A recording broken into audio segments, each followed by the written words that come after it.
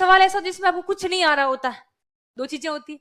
इनका सवाल ये था कि जब बहुत ज्यादा चीजें आ रही हो, पॉइंट हमें पता हो, स्पेस कम हो, तो हम क्या करें, क्या 3-4 चीजें लिख के छोड़ दें? आप में से मोस्टली इस बात को समझ भी गए होंगे। अगर मैं ये कहना, अगर आपको आता है क्वेश्चन अच्छे से तो आप लिखें, स्पेस का बिल्कुल आपको स्पेस तो मतलब जो इतना है उतना ही भरोगे, उससे बाहर तो कैसे लिखोगे? आपको उसका नहीं सोचना है कि शब्द सीमा, शब्द सीमा इसमें मैटर ही नहीं करती। ऑलरेडी आपको क्या कर रहे हैं, वो फिक्स अपना वो लाइनें दे रहे हैं, 5 नंबर वाले में 5 ही लाइन मिलेगी, 10 नंबर वाले में 10 ही लाइन मिलेगी। अब आप कैसे, अब आपको काउंट नहीं करने, वर्ड काउंटिंग वहां पे करने की जरूरत नहीं है। जितना आ रहा है मैक्सिमम, जो जितना भर सकता है वो कॉपी भर के आनी है। पहली बार जब मैंने दिया था फर्स्ट अटेम्प्ट में, तब ये हुआ था मेरे साथ कि मेरा पूरा पेपर पूरा पेपर नहीं, मतलब मोस्टली मेरा पेपर छूटा था, उसमें 20 से 25% छूटा था, 20% के आसपास। तो मेरी मार्किंग की कितने में से हुई थी? 80% में से हुई थी। अपने आप ही 80% में तो मार्किंग हो रही, तो 40% तो मैं ला ही नहीं सकती। 50% आ रहे हैं इसमें, मैंने कहा टॉपर बनता है, तो आप बिना प्रैक्टिस के तो ला नहीं सकते। तो आपको सवाल छोड़ने नहीं है, छोड़ दिए तो आप वैसे ही, आप समझो 200 नंबर का पेपर है, उसमें आपने 20 नंबर का छूट गया, तो आपके 180 में से मार्किंग होएगी, तो आप तो 20 नंबर तो वैसे ही पीछे चले गए। दूसरी इसी बात के साथ मेरे को याद दिया आ रहा है कि एक आप इस बात को हमेशा समझे कि मेंस में तो आधा आधा नंबर भी मैटर करता है। 1/3 मार्क्स किसी के 1/4 मतलब ये दे देते हैं, लगभग 1/4 नंबर देते हैं, बाकी 1/3 नंबर देते नहीं है, काउंटिंग में ठीक रहता है उनके।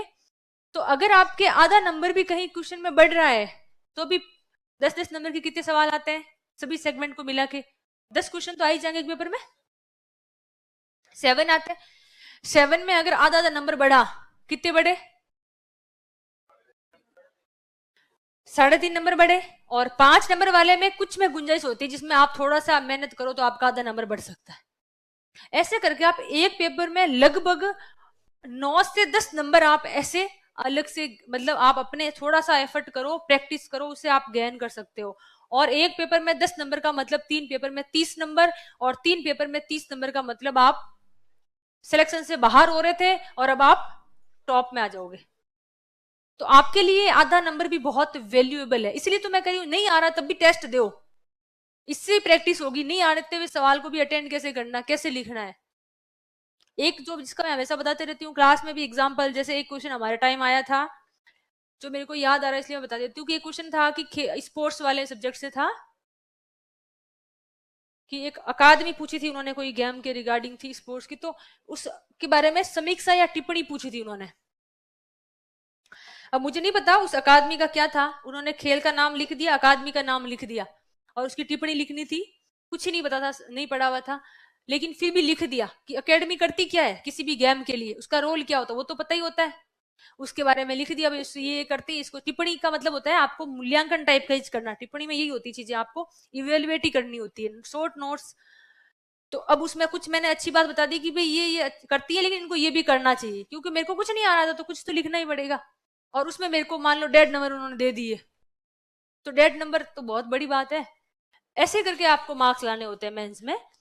सारे क्वेश्चन आपको नहीं आएंगे, आपके नोट्स में से 50% क्वेश्चन तो एज इट इज मिल जाते हैं, आप भले उसमें कुछ मेहनत मत करो, यहाँ से याद किया वहां ले जाके लिख दो, as it is test paper में से ही मिल जाएंगे।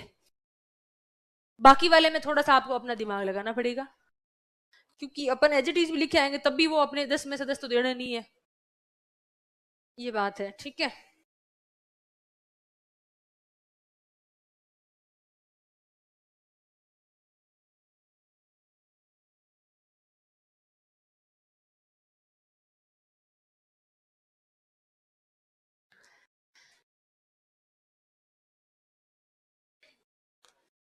एक इनका सवाल है कि 21 साल उम्र हो गई है, सेकंड ईयर में है, तो क्या एग्जाम दे सकता हूँ? वैसे ये क्वेश्चन ये जाना चाहिए था, क्या मुझे देना चाहिए?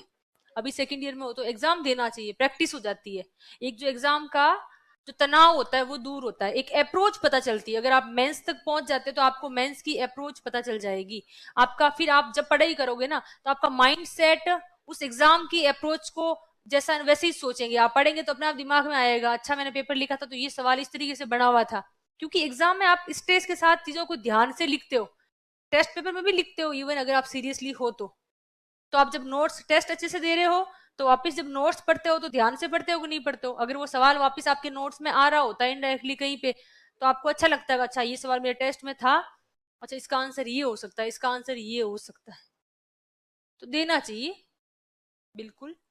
मैंने खुद ने ग्रेजुएशन से पहले दिया था, मेरा प्रीलिम्स पास हो गया था।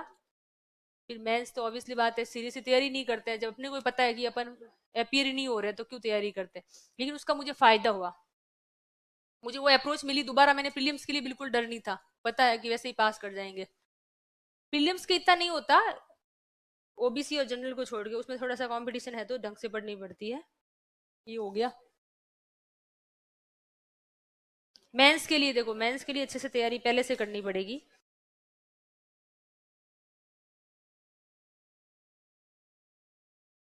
बिल्कुल ले सकते हो, ये भी एक अच्छा सवाल है। जिस सब्जेक्ट का सिलेबस हो गया, क्या आप टेस्ट सीरीज में उस सब्जेक्ट का टेस्ट देना चाहिए, आप यही पूछना चाह रहे हो? कोई टेस्ट सीरीज में चल रहा हो तो जैसे अलग से टेस्ट सीरीज चल रही होती है, तो आपको क्या उस सब्जेक्ट टेस्ट देना चाहिए? देना चाहिए, उससे आपका वो सब्जेक्ट तैयार होता है। क्लास के साथ साथ आप पढ़ सकते हो, क्लास वाला रिवीजन तो करना ही है, ये मस्ट है और वो शुड है, ये तो करना ही है। और वो अगर आप कर सकते हो तो आपको करना चाहिए, ये मेरी सजेशन है। बाकी आपकी इच्छा। अगर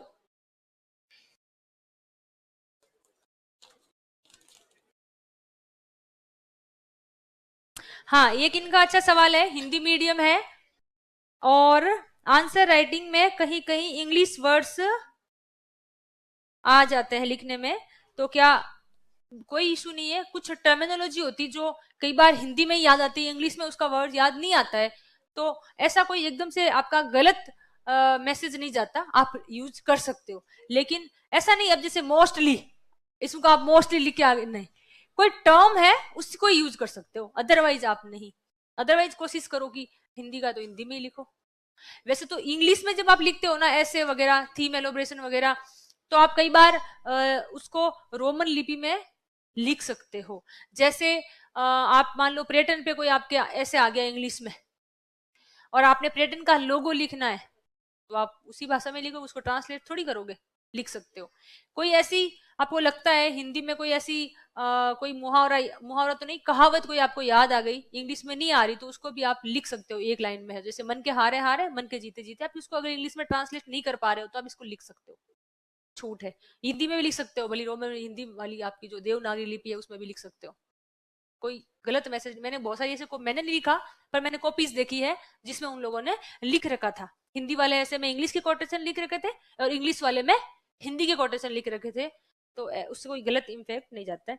जैसे कि हमारे बैच की, अच्छा बैच को 5-6 महीने हो चुके हैं, कुछ सब्जेक्ट पहले हो चुके हैं, उसका रिवीजन और शेड्यूल, अरे ये बहुत ही कॉमन क्वेश्चन है और ये हर क्लास में हर स्टूडेंट, हर मतलब हर कोई पूछता है कैसे रिवीजन करें, कैसे शेड्यूल।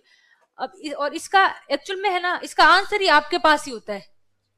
अब यार आपको पता है, आप 5-6 घंटे क्लास में आ रहे हो और आपको ये भी पता है कि नेक्स्ट वैकेंसी कब तक आ सकती है, 5-6 महीने में तो आ ही जाएगी। तो आपको ये भी पता है नेक्स्ट में अगर आप अपियर हो रहे हो तो आपको एग्जाम तो देना, फाइनली वो पास करना ही। अब आप देखो ना, आपको शेड्यूल, आपको सिलेक्शन करवाना है तो वैसा शेड्यूल बना के रिवीजन आपको ही करना पड़ेगा, वही 5-6 घंटे आपको ही निकालने पड़ेंगे।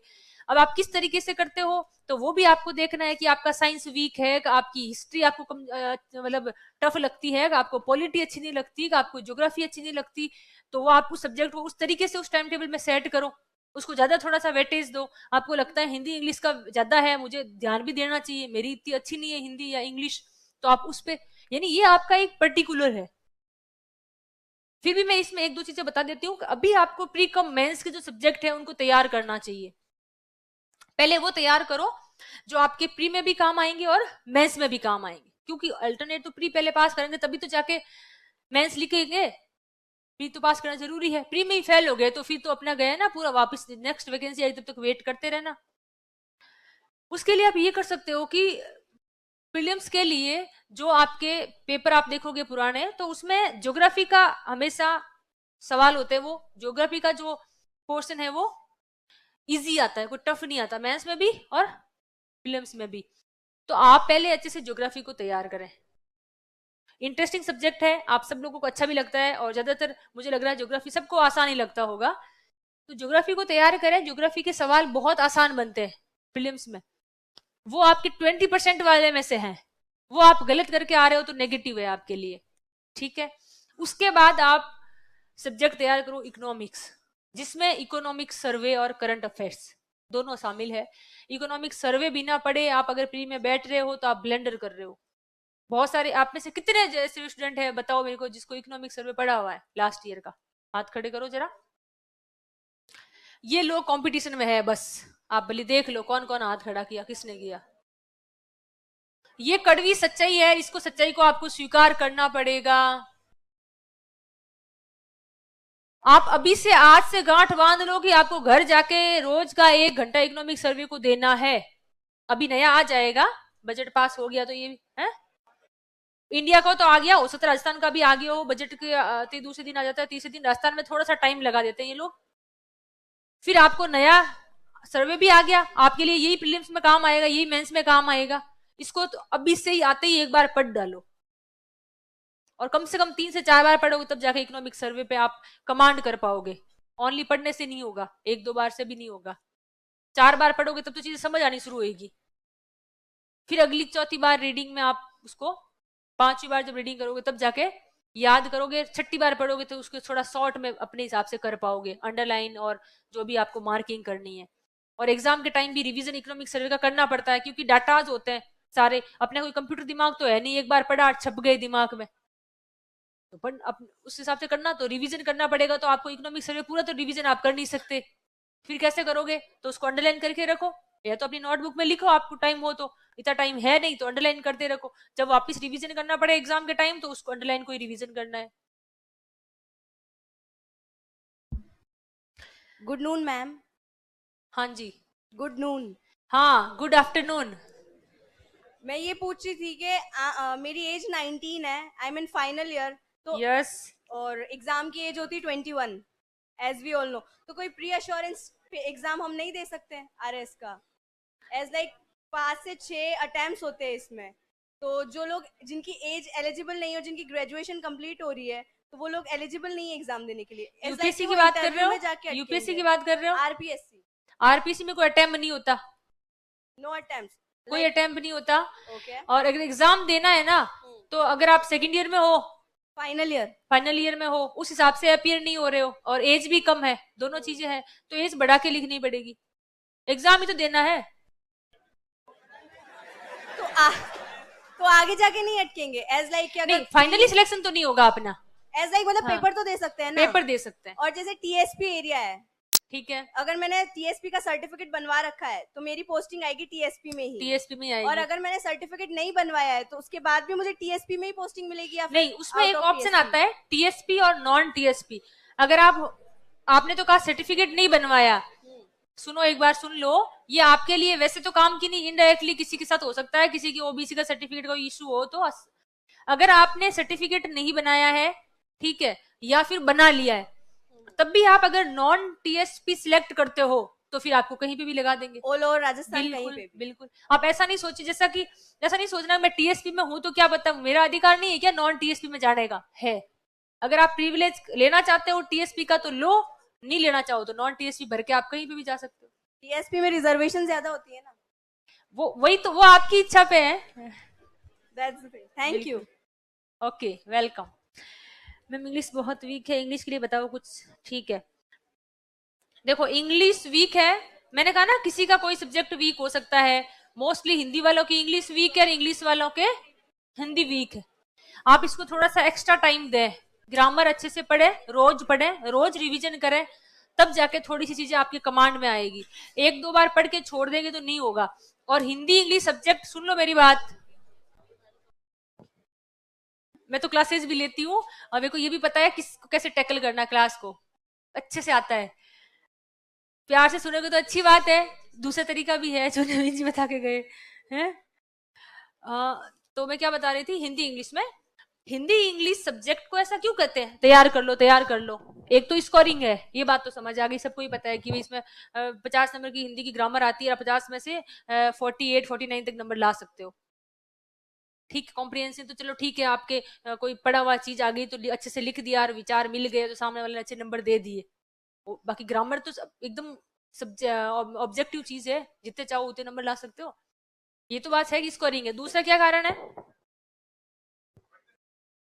दूसरों में भी काम आती है, सही बात है। और बताओ, शब्द मतलब जो शब्द चेन जो कहते हैं ना अपन, टर्मिनोलॉजी या शब्द चेन, वो आप अच्छे से कर सकते हो। भाषा का ज्ञान है तो बाकी में काम आ सकता है। और बताओ, जो मोस्ट बात है, इंपॉर्टेंट बात है, वो ये है कि इसको अभी तैयार कर लो, एग्जाम के टाइम तैयार नहीं कर सकते। अभी से तैयार होगा तो हो जाएगा, एग्जाम के टाइम आप सोचोगे अब संधि पढ़ रहे हो, समाज पढ़ रहे हो, तब याद आएगा अरे यार पॉलिटी भी पढ़नी है यार, तब सोचोगे अरे हिस्ट्री में भी तो यार वो पढ़ना है, अभी तो मॉडर्न हिस्ट्री करनी पड़ी, तब दिमाग चलेगा इथिक्स तो अभी तक देखी ही नहीं है। और तब कोई पड़ोसी पबेड़ पढ़ रहा होगा तो ओले पबेड़ तो मैंने क्या होगा मेरा, उस वो कंडीशन नहीं हो, इसलिए हिंदी इंग्लिश अभी से तैयार करनी है, पहले से तैयार करनी है। बाद में आपके पास इतना टाइम नहीं होगा कि आप हिंदी ग्रामर और इंग्लिश ग्रामर में बैठ के अच्छे से विलेखिक विलोम शब्द को पढ़ोगे, नहीं पढ़ पाओगे, आपका दिमाग शांति नहीं होगा, आप कैसे पढ़ोगे? बाकी सब्जेक्ट तो पढ़ सकते हैं क्योंकि वो तो रीडिंग टाइप में कॉन्सेप्चुअल चीजें हैं, इसमें तो याद ही करना है, कॉन्सेप्ट है ही नहीं, क्या कॉन्सेप्ट लगाओगे? इसलिए इनको पहले से तैयार करो, हिंदी इंग्लिश को अच्छे से। अब इन्होंने पूछा इंग्लिश वीक है कैसे करें, तरीका एक ही है, कोई सब्जेक्ट वीक है तो उसको सही करने का तरीका क्या होता है वो आपको ही पता है। आप, और ये गारंटी है कि अगर आप में से जिसने अच्छे से तैयारी की है, ये जो सवाल पूछ रहा है उससे मैं पूछ लेती हूँ, क्या उसने इंग्लिश कभी अच्छे से टाइम दिया है? क्या नहीं दिया, तभी तो वीक है, डर लग रहा है।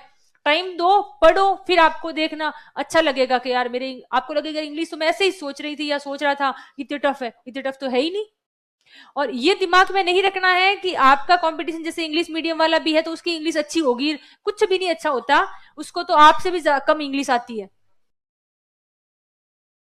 सच्ची में स्पीकिंग अलग चीज है और राइटिंग में लिखना बहुत अलग चीज है। वहां आपको क्या करना होता है, वहां पे कंटेंट चाहिए होता है, कंटेंट तो अगर आपके पास है तो तब तो आप भी लिख सकते हो। कंटेंट की तो कमी है, हिंदी इंग्लिश में ऐसा कोई वोकैब की कमी नहीं होती। इंग्लिश में इतनी सारी वोकेबलरी है, आप टफ वाली वोकैब क्यों चेंज कर रहे हो, इजी वाली लो ना, इजी शब्द भी तो होते ही हैं। एंथुजियाज्म वर्ड यूज करना जरूरी है क्या? अब हालांकि शब्दों का खेल, करेज यूज कर लो, सब हालांकि दोनों का मीनिंग अलग है, वो उत्साह है, वो साहस है, फर्क है। लेकिन मोटा मोटा अपन तो अपने को विशेषज्ञ नहीं बनना, ये हमेशा ही मैं कहती हूँ हर बैच, अपने को सामान्यज्ञ बनना है। अपने को इंग्लिश में कोई पीएचडी नहीं करनी, कोई इंग्लिश में अपने को भाषाविद नहीं बनना। तो आप सिंपल वोकैब यूज करो, सिंपल वोकैब तो आपको सबको आती है, ऐसा कोई है नहीं। और दूसरी बात यह है कि इंग्लिश में जैसे जो कॉम्प्रिहेंसिव जो पार्ट है उसको आप अभी से उसकी भी प्रैक्टिस करो, लिखो 5 से 10 ऐसे आप लिख के तैयार करो, पहले पढ़ो फिर बिना देख के लिख लो। ऐसा नहीं करियो पहले से क्या लिखोगे, पहले तो आपको आता ही नहीं है, पढ़ना तो पड़ेगा ही। पहले पढ़ लो किताब में से हाथों हाथ पढ़ा, फिर बिना देखे लिखो। और फिर उसको बिना देखे वाला जो लिखा और पहले जो पढ़ा उसमें कुछ कमी रहती है, 100% हूबहू नकल नहीं करना, ना कर सकते ना पॉसिबल है। जैसे आप कोई रस्तों की किताब पढ़ते हो, कोचिंग के नोट्स में कोई ऐसे वगैरह आपको दिया हुआ है और आपको लग रहा है कोचिंग के नोट्स में से कुछ अच्छे आते हैं, मॉडल आंसर में कोई आपको अगर ऐसे का आंसर वा दिया हो तो वो ऐसे क्या करता है, ये लोग थोड़ी सी इजी वोकैब यूज करते हैं, आप उसको ले सकते हो हूबहू, उसको अपनी कॉपी में लो, पढ़ो लिखो और याद करो।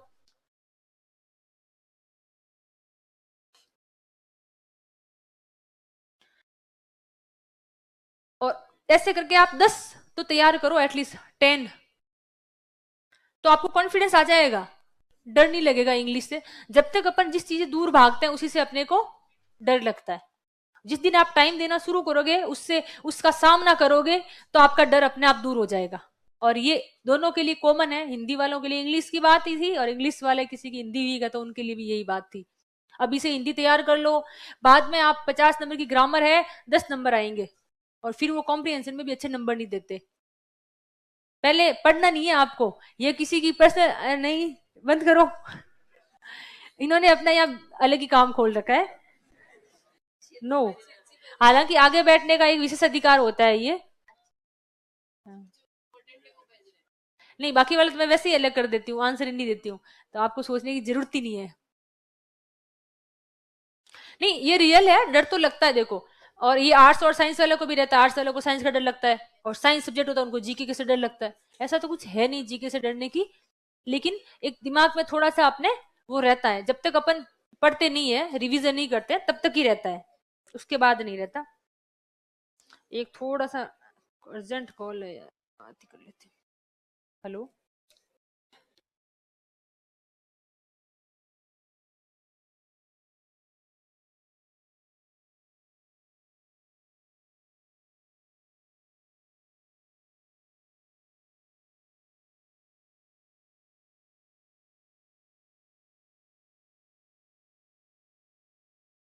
हेलो, हेलो, आवाज आ रही है?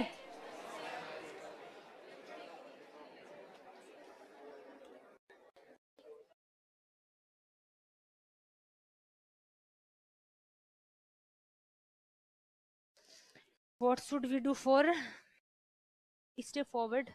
I mean, there is just so many things that impacts our mental health. Please. हाँ, ये पॉइंट मेरे दिमाग में भी था, मैं बताऊं आपको। हालांकि आप सभी बहुत पॉजिटिव थिंकिंग है आप सभी के, अभी आप उस लेवल में हो ही नहीं कि आप चीजों को मैनिपुलेट कर सको। आप सभी एकदम क्लीन, सामने सही दिमाग से सोचते हो। जो आपके सामने होती सच बोल देते हो, सच कह देते हो। जो दिमाग में हुटिंग आई तो हुटिंग कर दी, ताली बजा दी ताली बजा दी। अच्छी बात नहीं थी ये चीज, मैं इसको अप्रिशिएट नहीं कर रही हूँ, लेकिन हो जाता है। तो अभी आप चीजों को कंट्रोल नहीं कर पाते। इनका सवाल यही था कि हमें बहुत सारी चीजें हैं जो प्रभावित करती है, फिर हम उनको कैसे उस मेंटल हेल्थ को कंट्रोल करें। और ये है, किसी को ऐसा नहीं है कि आप जैसे कुछ, आपको कुछ ऐसा नहीं है। कई लोगों को घर की याद आती है, कई लोगों को घर के खाने की याद आती है ना। बहुत सारी चीजें होती है। कई लोगों को ये भी लगता है कि आरएस की तैयारी कर रहे हैं, ईओ की वैकेंसी आई हुई है, उसकी याद आ जाती है। मतलब बहुत सारी चीजें प्रभावित कर सकती है, क्योंकि मैंने कहा ना, आप अभी रॉ मटेरियल है, अभी आप उन चीजों को मैनिपुलेट नहीं कर सकते। आप अभी बनावटीपन वाले नहीं है। वो धीरे धीरे आप हमारी तरह जॉब में आ जाओगे ना, तब आपको पता चलेगा किसका फेस रीड करके क्या बात बोलनी है, कैसी सिचुएशन है तब क्या बोलना है। अभी आपके अंदर वो चीजें नहीं है, आप एकदम वो नहीं है, तो इसका मतलब आप क्या हो, पॉजिटिव भी हो। ज्यादा एक्सपीरियंस होने के बाद आदमी निगेटिव होता है, ये आपने देखा। जो पीएचडी कर लेता है ना जिस सब्जेक्ट में, वो आपको बता देगा, उस सब्जेक्ट की नेगेटिविटी बताएगा हमेशा, भले आप उसे चर्चा कर लेना। और जिसने कम पढ़ा है, सरफेस पढ़ा है उस सब्जेक्ट का, वो हमेशा उसकी अच्छी बात बताएगा। ये रियलिटी है कि नहीं है? तो आप में से अभी जो सवाल है ना, उसका आंसर दे रही हूँ। इन्होंने कहा मेंटल हेल्थ का, तो मैं यही कहना चाह रही हूँ कि आप लोग भी जिस फ्रेश माइंड से अभी यहाँ सोच रहे हो, बैठे हो, जिस पॉजिटिविटी के साथ आप यहाँ आ रहे हो, पढ़ रहे हो, रोज आप यहाँ आते हो तो एक अच्छी फीलिंग आपको आती होगी। घर पे कई बार निराशा महसूस हो जाती है, उसी पॉजिटिविटी को आप लास्ट तक बरकरार रखना। उसी मतलब तनाव नहीं लेना है। ऐसा नहीं सोचना कि सिलेक्शन नहीं हुआ तो क्या होगा, नहीं। सिलेक्शन, मैं मेरी मेहनत कर रहा हूं, मैं मेरी मेहनत कर रही हूं, इसका रिजल्ट कहीं ना कहीं कभी तो मिलेगा। आप जो मैंने हालांकि नहीं बोलना चाहिए, मैं भाई बुरी स्थिति बताऊं ना, जो आपके साथ बुरी से बुरी क्या हो सकती है, सिलेक्शन नहीं होगा तो क्या हो सकता है बुरा से बुरा, वो सोचो। है ऐसा कुछ भी आजकल यार, मतलब बहुत सारी अपॉर्चुनिटी है आपके पास। इतना ज्ञान तो हो जाएगा यहाँ कोचिंग करने के बाद। आप इतना तो सोच ही पाओगे कि आपके जीवन में अगर आप आरएस नहीं बने तो आप कुछ ना कुछ अच्छा कर लोगे। ये तो आपके अंदर एक है, ये तो होना चाहिए यार। देखो, ये जीवन में बहुत जरूरी है। तो फिर आपको डर नहीं लगेगा। तो फिर आपको डर किस बात का? सिलेक्शन होता है तो द बेस्ट है, अब नहीं होगा वैसे उखाड़ क्या लोगे, नहीं हुआ तो नहीं हुआ। तो डरना नहीं है, तनाव नहीं रखना है, मस्त होके पढ़ाई करनी है, खुश रहना है। ये जो मेंटल हेल्थ का है ना, इसके अलावा और कोई आपको मैं ऐसी रामबाण कोई पेंसिया मेरे पास नहीं है जो आपको बता दूं, गुट्टी पिला दूं ताकि सब। कई बार नेगेटिव थॉट सबके अंदर आते हैं, लेकिन आप उसमें भी पॉजिटिव सोचना। 2 दिन 4 दिन बाद अपने आप आपके अंदर एक पॉजिटिविटी आएगी। और ये सर्कल है, सुख के बाद जो दुख है ना, और दुख के बाद सुख, और सुख के बाद दुख, ये एक चक्र है, वो चलता रहेगा। वास्तव में ये चक्र अपना नहीं, ये प्रकृति का चक्र है, ये अपने हाथ में भी नहीं है। और आपके अंदर भी यही चलता है। आपका दिमाग कभी तो आशावादी हो जाता है, आपको इतना कॉन्फिडेंस आ जाता है कि नहीं मेरा सिलेक्शन तो होगा, आप बहुत पढ़ाई करते हो। और कभी अपने आप ऐसी निराशा आती है, आपको लगता है कि नहीं मेरा तो कुछ नहीं हो सकता, मेरा तो कुछ भी नहीं हो सकता, मैं तो अभी मेरे से पॉसिबल, ऐसी कंडीशन भी आती है।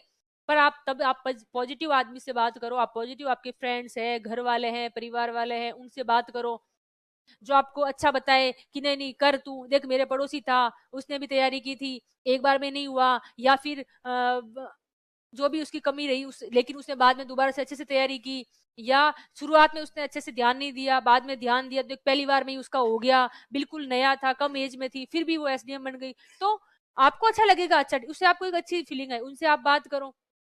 नेगेटिव आदमी से नहीं बात करनी।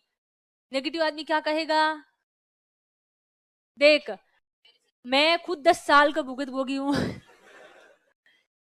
और मैं नहीं, देखो फलाना वो तो उसने तो इतनी तैयारी की थी, वो तो दिल्ली गया था तैयारी करने के लिए और आज तक उसका ग्राम सेवक में भी नहीं हुआ। तो ऐसे लोगों से अपने को बात नहीं करनी, वो अपनी नेगेटिविटी को बढ़ाते हैं। नहीं, अपने को पॉजिटिव लोगों से बात करनी है, पॉजिटिव एनवायरमेंट में रहना है, तनाव मुक्त रहना है।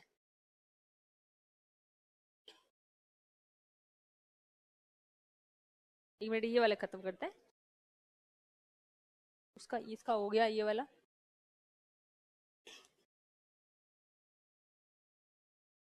ये भी हो गया, हो गया।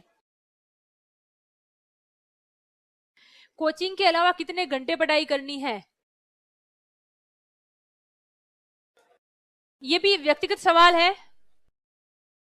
लेकिन मैं तो सजेशन दूंगी, तो सजेशन हमेशा आदर्शवादी होता है, ये ध्यान, सुझाव हमेशा आदर्श वाले होते हैं और कार्य प्रैक्टिकल से काम चलता है। मैं तो कह दूंगी जितने घंटे उतने घंटे पढ़ाई करो, लेकिन प्रैक्टिकल में होता नहीं है, किसी के दिमाग में घुसता ही नहीं है, तो वो क्या पढ़ेगा।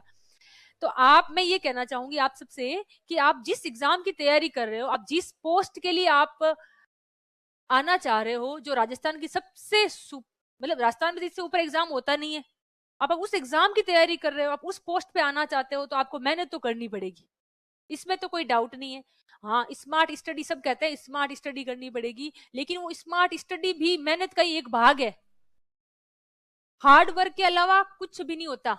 हार्ड वर्क करोगे तो अपने आप स्मार्ट स्टडी भी समझ आएगी, सब आएगा, ओनली स्मार्ट स्टडी कुछ नहीं होती, तो आपको मेहनत करनी पड़ेगी। आपके पास, मैं तो ये कहती हूँ, जितना टाइम है मैक्सिमम आप दे सकते हो, देना चाहिए। किसी का दिमाग ऐसा होता है 1 घंटे में याद कर सकते हैं, कई ऐसे होते हैं जो 2 घंटे में एक चीज को 2 बार पढ़ते हैं तब याद हो सकता है, किसी को 1 बार पढ़ने से याद हो जाता है और किसी को 5 बार पढ़ने से याद होता है। तो अब ये आपका व्यक्तिगत है कि किसको कितनी कैपेसिटी है दिमाग की, उतना टाइम देना है।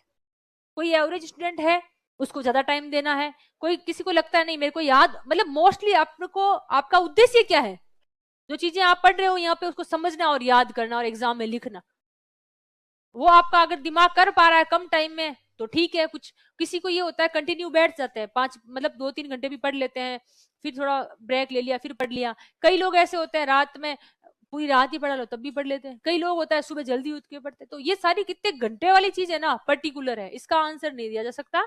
लेकिन इसका आदर्श जो आंसर मैं देना चाह रही थी वो ये है, मैक्सिमम आपके जीवन में इससे इंपॉर्टेंस अभी और किसी चीज की नहीं होनी चाहिए। फर्स्ट प्रायोरिटी आपके लिए यही एग्जाम होना चाहिए, तब तो आप निकाल पाओगे, अदरवाइज तो भले अटेम्प्ट दो और बाद में किससे सुनाना। और ऐसा तो है नहीं आपके जितने आ रहे हैं सभी बन जाएंगे, सभी इतने तो 1000 लोग, इतनी तो वैकेंसी नहीं आती। तो इसका श्योर है कि आप में से कुछ बच्चे टॉप करेंगे, कुछ मीडियम में रहेंगे और कुछ बाहर हो जाएंगे। अब आपको किस में आना है, टॉप में आना है कि मीडियम में आना है कि बाहर होना है, तो आप वही घंटे आप तय करना। आप प्रायोरिटी पे क्या रखते हो, प्रायोरिटी पे आपकी पढ़ाई है, प्रायोरिटी पे आपका मनोरंजन है, या प्रायोरिटी पे आपका कुछ जो आप समस्याओं से घिरे हुए उन्हीं को ही सोच सोच के बैठे हो, मेरे घर परिवार की स्थिति अच्छी नहीं है, या मेरा पर्सनल कुछ लफड़ा चल रहा है, ये है वो है। नहीं, तो प्रायोरिटी आपकी अगर एग्जाम है तो निश्चित रूप से ये पे करेगा, आप मेहनत करोगे उसका फल तो मिलेगा। ये कहावत है या ये चीजें ऐसे ही नहीं बनती, मेहनत का फल मिलता है।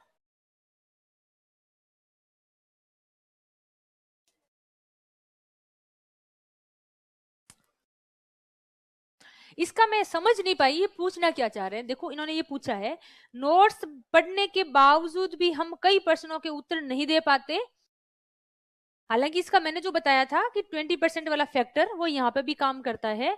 10% से 15% क्वेश्चन ऐसे होते हैं जो हो सकता है आपके नोट्स में से नहीं आए, वो आप उसका आंसर नहीं दे पाते हो। लेकिन ऐसा क्वेश्चन कोई हो जो इनडायरेक्टली कई बार आपके नोट्स में से हो सकता है, मिल जाए उस 10% में से 5% तो आप इनडायरेक्टली कर ही पाओगे, और 5% तो ऐसे होंगे जो वास्तव में नहीं कर सकते। तो उन 20% के लिए अगर आप बाकी वाले सब सॉल्व कर पा रहे हो तो कुछ रेफरेंस बुक आप यूज कर सकते हो, जिसमें मैं ये सजेस्ट करती हूँ कि एनसीईआरटी की बुक आप देख सकते हो। इवन हालांकि आपके नोट्स मैंने सारे देखे हैं, पढ़े भी हैं, एनसीईआरटी को ही फॉलो करके लगभग लगभग आपको पढ़ाया जाता है, सोर्स आपका वही है। और सर तो रेफरेंस बुक भी पढ़ते हैं, सारी चीजें आपको पढ़ाते ही हैं, लेकिन यहाँ जैसे लिमिटेड चीजें लिखा सकते हैं, 10 से 20 लाइन लिखा दी। अगर आप उस टॉपिक को और ज्यादा समझना चाहते हो तो उसका 100% वाला भाग पढ़ो, आपको 10% अपने आप ही समझ आ जाएगा। आपको वो समझ आ जाएगा, अच्छा इसीलिए ये चीज सर ने इतनी सी लिखवाई थी और इसको इसलिए छोड़ दिया था। पूरा पढ़ने के बाद समझ में आ जाती चीजें। पर वो तब करना, मैंने कहा ना, बाद में करना। अभी आपको ये चीजें करने की जरूरत नहीं है। अभी आप जो टेस्ट में सब सब्जेक्ट में अच्छे परफॉर्म करो। एक सब्जेक्ट में अगर अच्छी परफॉर्मेंस आ रही है तो बाकी में प्रैक्टिस करो कि बाकी में भी आपका लेवल उतना ही बन जाए।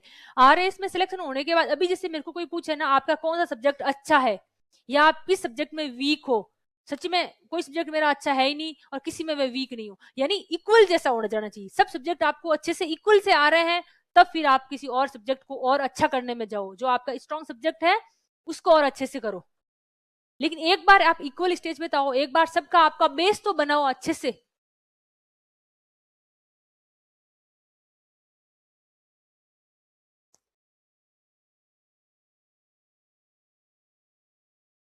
बहुत सारे सवाल आ गए।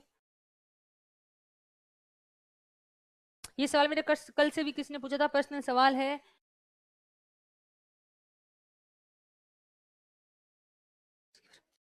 प्रीलिम्स का बताया मैंने, ज्योग्राफी हाँ उस बीच में रह गई थी चीजें। ज्योग्राफी पहले तैयार कर लेनी है, इजी सब्जेक्ट है, आसानी से कर लोगे, उससे कॉन्फिडेंस आएगा कि एक सब्जेक्ट तैयार हो गया और सारे क्वेश्चन भी आप कर पाओगे। दूसरा था इकोनॉमिक सर्वे पढ़ना है, इस पे बात आ गई थी। तीसरा मैं बताया नहीं पाई थी, तीसरा ये था कि पॉलिटी तैयार करो। पॉलिटी आपके मेंस में भी काम आता है, प्रीलिम्स में काम आता है। प्रीलिम्स में पॉलिटी के सवाल थोड़े से टफ आते हैं, लेकिन अगर 15 सवाल आते हैं तो आप 10 सवाल कर सकते हो। 5 सवाल तो ऐसे आएंगे। पॉलिटी में थोड़े से टफ क्वेश्चन बनते हैं आजकल जो अपन नहीं कर सकते कई बार, तो आप करना भी मत, 100% गलत हो जाते हैं उसमें से बहुत सारे सवाल। जितने आपको पॉलिटी में आए उतने ही करना है। ज्योग्राफी में फिर भी तुक्के लगा सकते हो क्योंकि वो सीधे सीधे ही पूछते हैं, उसका आंसर भी लगभग सीधा ही होता है। पॉलिटी में घुमा के पूछा जाता है। तो ये हो गया पहले ज्योग्राफी, इकोनॉमिक सर्वे तैयार करना, इकोनॉमिक सर्वे के साथ करंट बता दिया, और फिर पॉलिटी तैयार करो। उसके बाद आप क्या तैयार करोगे प्रीलिम्स में? टेक्नोलॉजी। टेक्नोलॉजी आपके मेंस में भी काम आती है और आर्ट्स और साइंस दोनों स्टूडेंट के लिए नहीं होती, तो आपको पढ़ने में रुचि भी अच्छा लगता है टेक्नोलॉजी को पढ़ना। टेक्नोलॉजी के सवाल बहुत आसान बनते हैं, ज्यादा टफ नहीं बनते। एक आध क्वेश्चन कभी कभार कोई टफ आ जाता है तो वो अलग बात है, अदरवाइज इतने टफ नहीं होते। टेक्नोलॉजी के सवाल आप प्रीलिम्स में अच्छे से सही कर सकते हो, तो आप टेक्नोलॉजी आपको तैयार करनी चाहिए। उसके बाद आप साइंस में हो या जैसे आर्ट्स वाले हैं तो भी साइंस को आप थोड़ा सा कॉमन जैसे एक नॉर्मल वैसे कर सकते हो, क्योंकि साइंस के सवालों का भरोसा नहीं रहता किस लेवल का पूछा जाएगा। हो सकता है सब्जेक्टिव अप्रोच से पूछ ले, हो सकता है करंट अफेयर्स में कुछ ऐसा हुआ उसको रिलेटेड करके पूछ ले, और हो सकता है एकदम सरफेस सा ऐसा नॉर्मल कोई पुराने कहीं एग्जाम में आया हुआ सवाल भी रिपीट कर ले। तो साइंस का एकदम प्रिडिक्ट नहीं कर पाते कई बार चीजों को क्या है, लेकिन फिर भी आपको साइंस मेंस में भी काम आ रही है, प्रीलिम्स में भी काम आ रही है, तो जो कॉमन है उसको तैयार करो। और उसके बाद आप हिस्ट्री को तैयार करो। हिस्ट्री में तो बिल्कुल ही प्रिडिक्ट नहीं कर सकते कि क्या सवाल आएगा। बस उसमें करना क्या है, हिस्ट्री में एंशिएंट अच्छा कर लो, भारत की मतलब जो इंडिया की आर्ट एंड कल्चर वाला पोर्शन है, और फिर आप जो पीछे फ्रीडम मूवमेंट वाला है वो अच्छे से करो, जिसमें आप गांधी जी की जो अहिंसा से लेके भारत छोड़ो आंदोलन और क्रांतिकारी धाराएं, ये दो अगर पूरा कर लेते तो आपकी मॉडर्न हिस्ट्री तो कंप्लीट हो जाती है। इतना ही है मॉडर्न हिस्ट्री में, जो 10-20 पेज जो है मॉडर्न हिस्ट्री वाले वहां से क्वेश्चन आते हैं। और हिस्ट्री में ज्यादा आपको घुसना नहीं है, क्योंकि आप कितना भी कर लोगे ना तो इसमें आप ज्यादा सवाल सही कर नहीं सकते, गलत होने के चांस भी रहते हैं, सवाल कई बार टफ भी आ जाते हैं, तो उसमें टाइम वेस्ट नहीं करना। प्रीलिम्स पास करने के लिए इकोनॉमिक सर्वे है आपके पास, 20 सवाल आ जाते हैं उसमें से लगभग सीधे सीधे, और 10 से 15 क्वेश्चन आते हैं करंट अफेयर्स के। और करंट अफेयर्स की इंपोर्टेंस बताऊंगी इसके बाद। करंट अफेयर्स आपको प्रीलिम्स में हेल्प करेगा, लेकिन करंट अफेयर्स के बिना आप कितना ही पढ़ लो अपंग है। जैसे हमारे एक एलआर या जो टीनेंसी एक्ट हम अप्लाई करते हैं, जैसे कोर्ट केसेस वगैरह में रहता है, पहले तो सिर्फ सिलेबस में पढ़ा था, लेकिन अब तो हकीकत में काम भी करना पड़ता है। तो उसमें एक आता है टेम्परेरी इंजेक्शन का सेक्शन है 212, उसको हम कहते हैं पंगु सेक्शन है, क्योंकि वो किसी और की बैसाखी के सहारे चलने वाला है, वो अकेला कभी अप्लाई नहीं होता उसमें, तो वही वो एप्लीकेशन अकेले से नहीं चलती। वही बात है, आप करंट अफेयर्स के बिना आपका सारा सब्जेक्ट अपंग है। करंट अफेयर्स का जब तक नहीं पता है कि वर्तमान में राजस्थान सरकार क्या कर रही है, भविष्य में राजस्थान सरकार का क्या विजडम है, क्या करेगी, वो आपको विजडम आप जैसे मतलब ये विजन क्या है, ये आप चीजें पढ़ रहे हो तो आपको समझ आ जाता है क्या विजन है, गवर्नमेंट किस ओर जा रही है, सरकार राजस्थान स्टेट किस ओर जा रहा है, भारत किस ओर जा रहा है, भारत की विदेश नीति किस ओर जा रही है, भारत की इकोनॉमी किस ओर ट्रेंड कर रही है, क्या फ्यूचर कैसा रहने वाला है। आपके यहाँ पे जो डिसीजन सरकार लिए जा रही है उसी से तो अपना भविष्य तय होगा। तो आप करंट अफेयर्स को नहीं समझोगे ना तो आप इन सब्जेक्ट की अप्रोच को नहीं समझ पाओगे। आप वहां एग्जामिनर जो सवाल बनाता है वो करंट अफेयर से जुड़ा हुआ पूछता है, भले ही वो क्वेश्चन बेसिक सब्जेक्ट का है, लेकिन वो क्यों पूछा गया उसको आप सोचना, पुराना पेपर देखना, आप एक ही क्वेश्चन को सोचना, ये क्वेश्चन क्यों पूछा एग्जामिनर ने, क्या ऐसा क्वेश्चन में इसमें उसको लगा। तो आपको उसके लास्ट में अगर तह तक जाते हो तो पता चलता है ये करंट में कहीं ना कहीं चर्चा में इसका कुछ ना कुछ इफेक्ट, प्रभाव कुछ ना कुछ चर्चा में रहा था, इसलिए पूछा गया। तो करंट अफेयर्स अगर आप छोड़ रहे हो तो बहुत बड़ा गलती है। भले ही नंबर आए, चाहे प्रीलिम्स में 10 में से 10 सवाल गलती हो जाए, कोई दिक्कत नहीं, लेकिन वो करंट अफेयर्स मेंस में काम आ जाएगा। तो करंट अफेयर्स आपको तैयार करना है। और जैसे जो प्रीलिम का एग्जाम होता है तब जैसे जो आपकी डेट होती है एग्जाम की, उससे पहले जो मैगजीन मार्केट में आ रही होती है करंट अफेयर्स की, वो तो आपको हूबहू याद करनी है, क्योंकि एग्जामिनर करंट अफेयर्स के सवाल कभी न्यूज़पेपर से नहीं बनाता। कोई ऐसे होते हैं एक आध भले ही, या फिर वो ऐसे चैनल न्यूज चैनल से भी नहीं बनाते हैं, कोई गवर्नमेंट की वेबसाइट से भले ही वो ले सकते हैं डाटा, क्योंकि उनको पता नहीं तो गलत होने के चांसेस रहते हैं। वो जो फैक्ट देते हैं करंट अफेयर्स में तो फैक्ट ही होता है जो, तो वो क्या करते हैं किसी न किसी मैगजीन को जो ऑथेंटिक है, जो ज्यादा उसको, आपको भी पता है कौन सी मैगजीन में थोड़ी सी गलतियां आती है और कौन सी में कम गलतियां आती है, तो वो कम गलतियों वाली लेगा, ऑब्वियसली बात है, उसमें से क्वेश्चन बनाते हैं।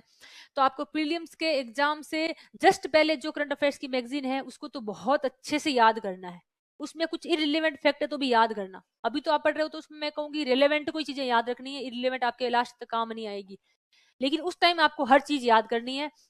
जैसे एक सवाल पूछ लेते हैं कई बार, ऐसे ऐसे स्पोर्ट्स में जो कप ये आयोजन होते हैं उसमें भारत का कोई रोल ही नहीं था, विश्व के दो दूसरे कंट्रीज के आपस में मैच थे, उसमें से कौन हारा ये पूछ लिया, तो उसका अपन सोचते हैं यार इंडिया का रोल नहीं है तो क्यों पूछेंगे, लेकिन पूछ लेते हैं। तो आपको जस्ट पहले वाली करंट अफेयर्स की किताब को अच्छे से पढ़ना है, एग्जाम डेट से पहले वाली, और एक उससे 1 महीना पहले यानी 2 महीने वाली जो बुक है ना उसको आपको हूबहू याद करना है।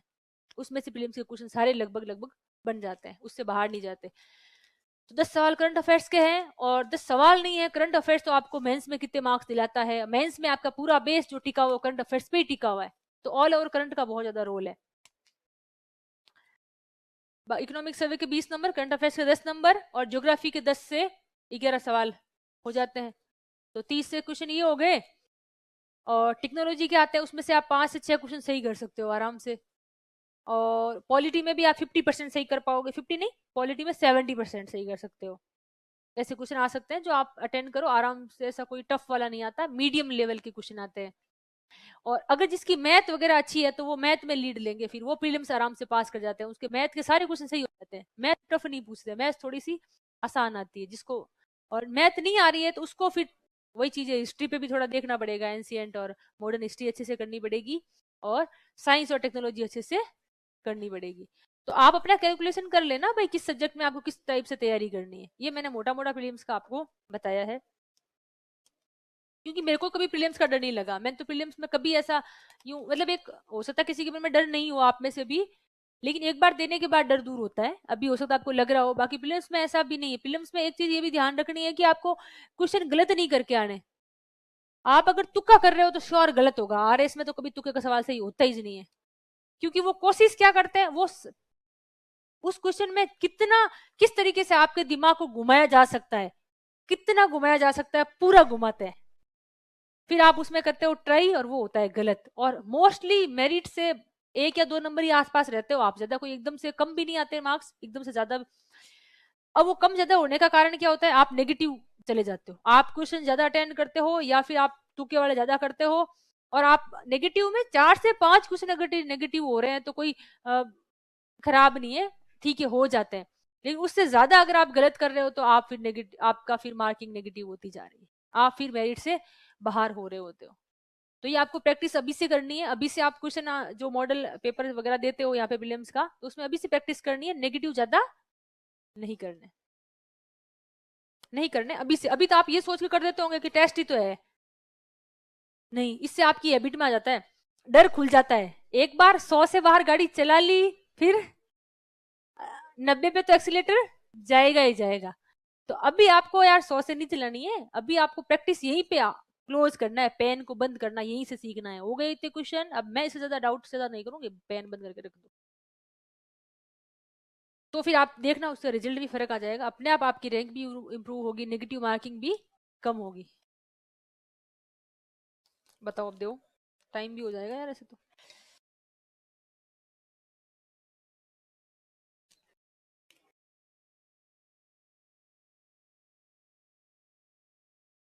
ये तो मैंने पहले ही बोला था यार, ये आपको नहीं बोला होगा, बाकी तो लगभग मैं बोल ही देती हूँ, इन्होंने जो बात लिखी है।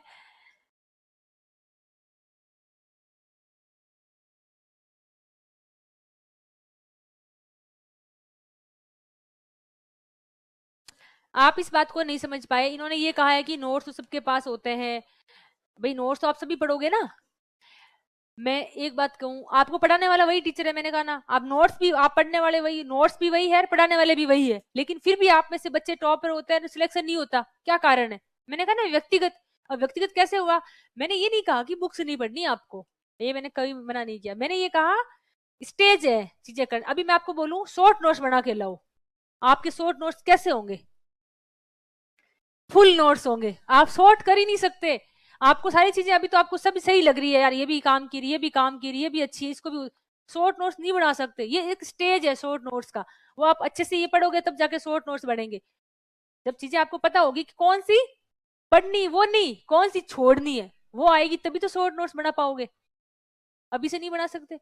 तो मैं यही कहना चाह रही हूँ कि आप किताबें अभी से नहीं पढ़नी, इन नोट्स को पढ़ो, बेसिक अच्छा करो, एक बार या दो बार इस नोट्स के माध्यम से पूरी टेस्ट सीरीज लिख दो, उसके बाद किताबें पढ़ो, टाइम बचेगा, और उन किताबों को पढ़ने का जो आपका फायदा भी होगा, उन किताबों में से जो चीजें अलग होगी वो आप अपने नोट्स में लिखो, एनरीच करो नोट्स को, ये तो करना ही पड़ेगा, ये तो एक्स्ट्रा एफर्ट है, ये तो आपको टॉपर बनाएगा, अदरवाइज आप सिलेक्शन ले लोगे। ये थोड़ी चीजें तो देखनी पड़ेगी, मैं ऐसा नहीं कह रही हूँ बिल्कुल नहीं देखना, पर ये अभी नहीं देखनी, अभी तो आपको सिर्फ और सिर्फ नोट्स ही पढ़ने हैं। एक बार टेस्ट सीरीज दो, पूरे नोट्स अच्छे से याद करो, पूरा बेसिक अच्छा हो जाए, पूरा कॉन्फिडेंस आ जाए कि नोट्स में से तो कभी से कभी भी उठा के कुछ भी टेस्ट में अगर देने जाऊं मैं, तो मैं नोट्स का तो रिवीजन करके जा सकता हूँ। फर्स्ट पेपर का टेस्ट पूरा हो गया, पूरा फर्स्ट पेपर एक साथ टेस्ट दे रहे हो, और उसका आपके सब नोट्स का आपका रिवीजन हो पा रहा है, तो फिर आप नेक्स्ट स्टेज बुक्स वाला, बुक्स में जो रेफरेंस बुक है उसको यूज करो, अपने नोट्स को और अच्छे से कुछ एड ऑन करना चाहो तो एड ऑन करो, चेंज नहीं करना, दूसरे नोट्स भी नहीं बनाना, इसी में एड ऑन करना। फिर आप टेस्ट सीरीज दोगे तो उसमें आपके सारी चीजें कवर होगी, जो आप कह रहे हो 20% सवाल बाहर से आते हैं, वो भी आप अटेंड करोगे, अच्छे से करोगे, और वो अटेंड करोगे तो ऑब्वियसली मार्क्स तो बढ़ेंगे ही बढ़ेंगे, वो कर सकते हो बिल्कुल।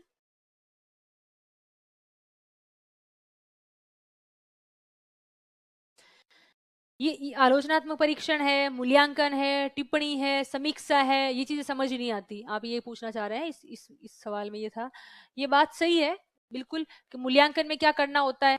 मूल्यांकन में तो इसमें आप एक काम ऐसा कर सकते हो, मैं भी सजेस्ट करूंगी यहाँ पे आपके यहाँ कोचिंग में एक पेपर ऐसा टाइप करवा देते हैं आपके लिए, जिसमें जैसे आलोचना में करना क्या है वो 2 लाइन में सामने लिखा हुआ आपको मिल जाए प्रिंट आउट, कि भाई आलोचना में पहले एक समालोचना, एक आलोचना, एक मूल्यांकन, एक समीक्षा, सुनने में सब एक ही लग रहा है।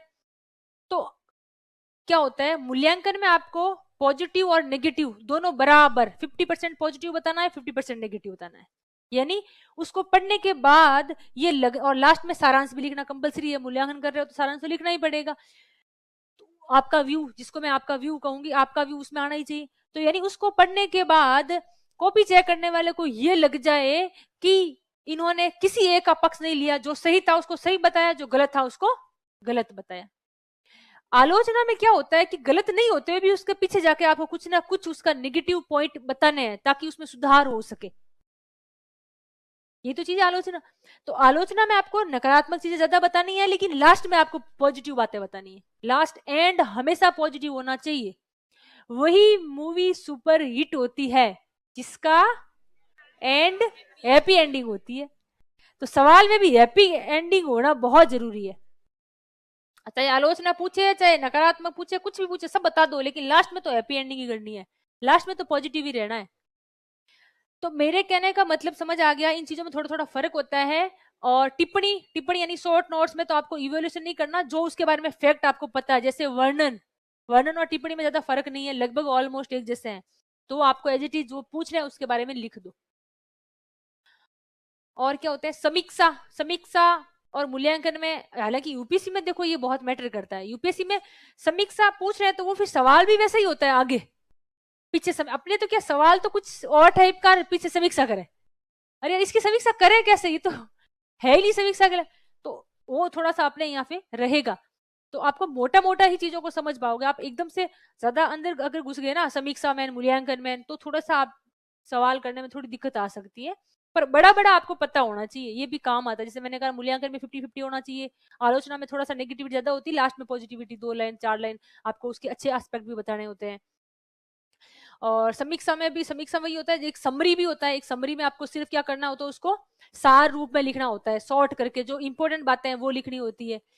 तो इसको एक क्या करेंगे, कुछ ऐसे होते हैं कीवर्ड्स, क्या क्या होता है उसके सामने 2-2 लाइन लिख के आपको एक प्रिंट आउट, मैं कोशिश करती हूँ एक मिल जाए, जिसमें आप उसको क्या करना, रोज पढ़ना एक बार और अपने रूम में चिपका लेना, तो आपको फिर दिमाग में बैठ जाएगा और फिर उसको टेस्ट में आए तो अप्लाई तो करना ही है। वैसे वैसे कोटेशन में भी करना है, कुछ कोटेशन इंग्लिश में, कुछ कोटेशन हिंदी में, और कुछ मुहावरे इंग्लिश के, कुछ मुहावरे हिंदी के इडियम्स, तो वो आपको अपने रूम में चिपकाने हैं, जो आपको ठीक लगे, जहां जिसको आप कहीं ना कहीं सेट यूज किया जा सकता है, एकदम पर्टिकुलर नहीं, थोड़े जनरल टाइप के हो, ताकि आप जब भी निबंध वगैरह ऐसे वगैरह लिखो तो आपके काम आए। ये रूम में आपके होने चाहिए चिपके हुए। सिलेबस ऑब्वियसली वो तो होना ही चाहिए, पुराने पेपर्स आपके पास होने चाहिए। ये तो मैं बता दिया मैंने यार, नींद नींद ये बहुत सारे ऐसे क्यों पूछ रहे हो गया बस। स्पोर्ट्स का कोटा होता है, अगर आपके पास नेशनल गेम्स का सर्टिफिकेट है तो आपको स्पोर्ट्स का कोटा मिल जाएगा, वो होता है सिर्फ सबऑर्डिनेट सर्विसेज में, उसमें आपको प्रॉपर सर्विस में स्पोर्ट्स का कोटा नहीं होता, सबऑर्डिनेट सर्विसेज में आप उसमें फॉर्म भर सकते हो। और तो स्पोर्ट्स का ये हो सकता है, ये तो मैंने वैसे बताया, बाकी इनडायरेक्टली तो स्पोर्ट्स का बहुत यूज है। व्यक्ति आपने तनाव दूर करना चाहता है, स्पोर्ट्स गेम खेलो, क्या दिक्कत, आधा घंटा, हेल्थ अच्छी रहती है, मेंटल हेल्थ और फिजिकल हेल्थ दोनों ही। शॉर्ट नोट्स कैसे बनाए, मैंने बता दिया। शॉर्ट नोट्स आपका, आप जब पढ़ोगे 5-10 बार पढ़ लोगे तो आपका दिमाग खुद ही कह देगा कि ये 10 बार पढ़ने के बाद में ये चीज मुझे फिर भी याद नहीं हुई और ये मुझे याद हो गई, तो जो याद नहीं हुई उसको आप अपने नोट्स में शॉर्ट में लिखो। और दूसरा ये तरीका होता है कि जैसे 5 पॉइंट कारण में कोई कारण दे दिया, हल्दी घाटी के युद्ध के 5 कारण बता दिए, तो आप शॉर्ट नोट्स में ये कर सकते हो, उसका मेन कारण जो है शब्द है उसी को अंडरलाइन करो, उसको उठा के आप अपने नोट्स में लिख दो। कारण लिखो, सामने डैश करो, और एक शब्द, एक लाइन का एक शब्द, दूसरी लाइन का दूसरा शब्द, एक ही लाइन में पूरे 5 शब्द आ गए और वो कारण आपके एक लाइन में आ गया। ये है शॉर्ट नोट्स। शॉर्ट नोट्स में बिल्कुल शॉर्ट ही करना होता है, ऐसा ज्यादा नहीं लिख सकते आप। और आप खुद ही बनाना, किसी और के बने हुए शॉर्ट नोट्स काम नहीं आते, खुद से ही बनाना, वही आपके, क्योंकि आप बार बार पढ़ के बनाओगे, ऑब्वियसली बात है वो अच्छे से बनेंगे, वो आपके याद भी रहेंगे, आपके हाथ से लिखे हुए होंगे।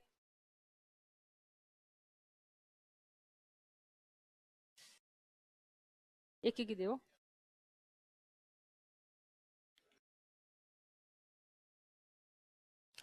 पढ़ते समय अगर ध्यान भटकता है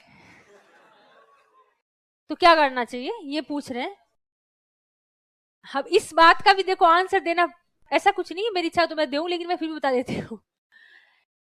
2-3 तरीके होते हैं, ह्यूमन टेंडेंसी है यार, ये कोई ऐसा नहीं है। अगर ह्यूमन वर्ड आ गया ना, ह्यूमन टेंडेंसी, इसका मतलब फिर भावनाएं आएगी, इमोशंस, और इमोशन आ गए इसका मतलब फिर फ्लेक्चुअल सारी चीजें रहेगी, फिर उसमें आप कुछ भी नकार नहीं सकते।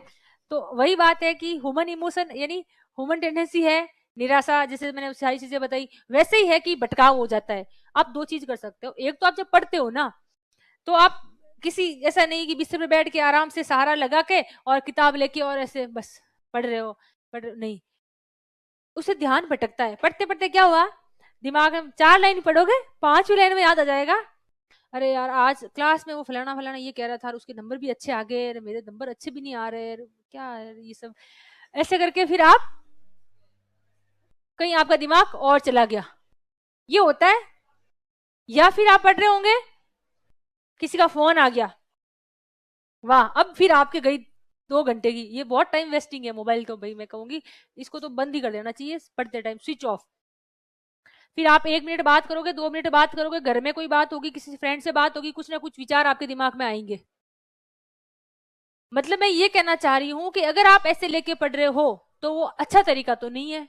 तो अच्छा तरीका क्या है, उससे आपका भटकाव बढ़ता है, दिमाग में फालतू के विचार आते हैं। आप एक रफ कॉपी अपने साथ में रखो, ठीक है, जो पढ़ रहे हो ना उसको, भले ही आप अच्छे से राइटिंग नहीं बन रही, ऐसे ही लिखे जा रहे हो कुछ ना कुछ, उसको लाइन ही खींच रहे हो, एक तो नींद नहीं आती, एक दिमाग कहीं और डाइवर्ट नहीं होता। ये एक अच्छा तरीका है, आप अपना सकते हो। बाकी आप अपनी अपने पर्सनल तरीके जो भी हो सकते हैं उसको यूज करें, कैसे, है ना, उससे नींद भी नहीं आती। यार इतना आपकी देखो, इतनी चीजों को तो कोई और बताएगा ही नहीं आपको, आंसर कोई नहीं देगा इन सब चीजों का, तो ऐसा लगता है इरिलेवेंट पूछ रहे हो, लेकिन फिर भी बता रही हूँ क्योंकि आप एस्पिरेंट हो। तो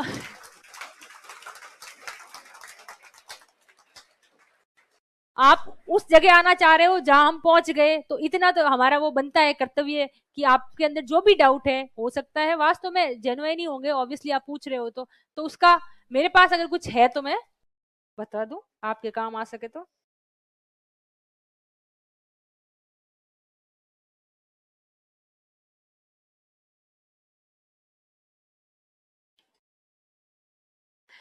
देखो कितने सारे बच्चे में, ये थोड़ा सा पर्सनल है, प्लीज मैं आंसर नहीं, पर्सनल मेरा पर्सनल है, खुद के आपका पर्सनल है।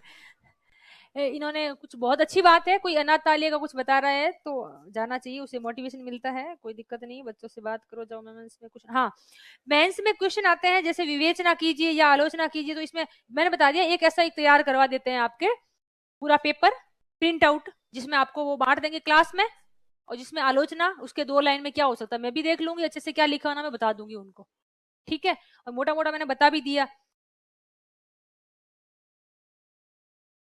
इसमें सकारात्मक और नकारात्मक निष्कर्ष, देखो निष्कर्ष सकारात्मक ही लिखो, नकारात्मक मत लिखो आप, भले आपके पास है, आप नकारात्मक को भी सकारात्मक कैसे बता सकते हो, ये आपको आना चाहिए।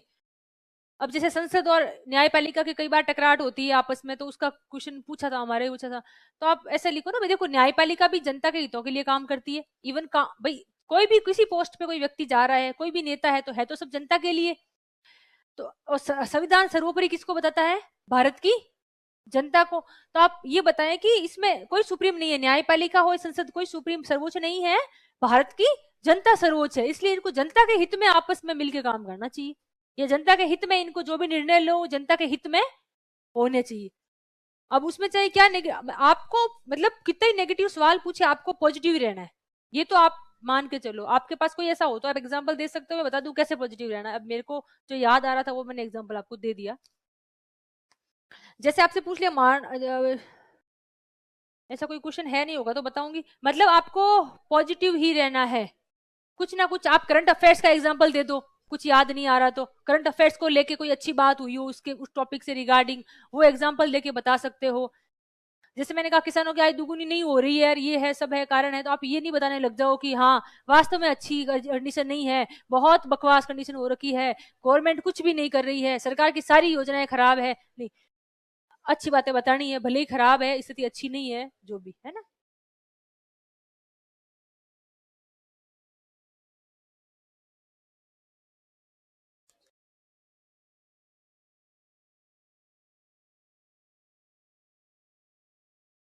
हाँ ये बता देती हूँ, ये मेरे पर्सनल है पर आपके काम आ जाएगा थोड़ा बहुत, ऐसे कि इन्होंने ये कहा कि तैयारी कैसे की, कितना टाइम लगा और कैसे हुआ, और क्या पूछ रहे हैं आरएस की तैयारी के बारे में, क्लास टेस्ट में कौन सी रैंक आती थी।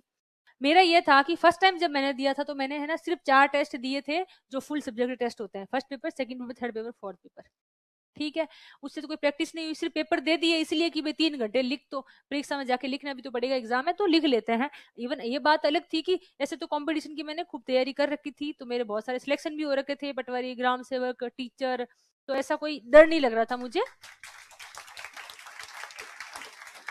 पर लिखने का प्रयास नहीं था, मैं हमेशा पढ़ती तो लिख लिख के थी, तो वो तो था ही कि भाई हाँ, पर एग्जाम में जाने से पहले मैंने ज्यादा टेस्ट वगैरह नहीं लिखे थे फर्स्ट अटेम्प्ट में।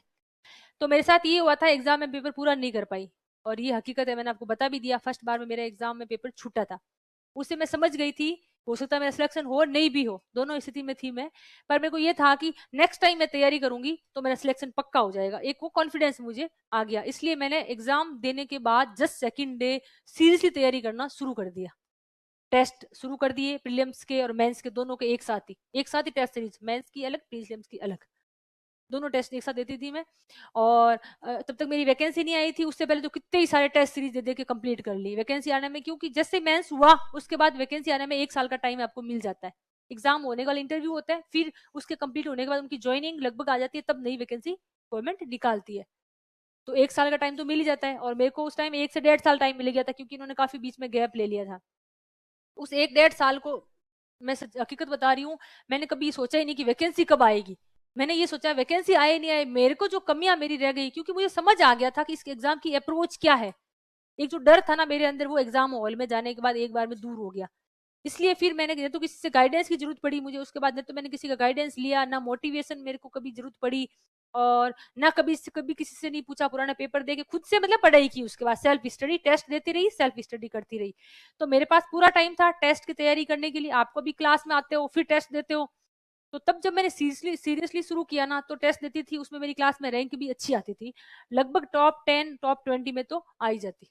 ये था, तो आपकी भी आनी चाहिए टॉप 20। आपका ज्यादा है, हमारे जोधपुर सीरीज में तो कम थे ना, स्टूडेंट भी कम थे, तो ठीक था, आ जाता था ऐसा कुछ ही। तो कई बार मान लो गलतियां रह भी जाती हो जाती तो सुधार करते वापस जाके। तो आपके ऑलमोस्ट ठीक है, पर आप है ना इस पे डिपेंड नहीं रहना, कम रैंक आ रही तो इंप्रूवमेंट करो, निराश नहीं होना है।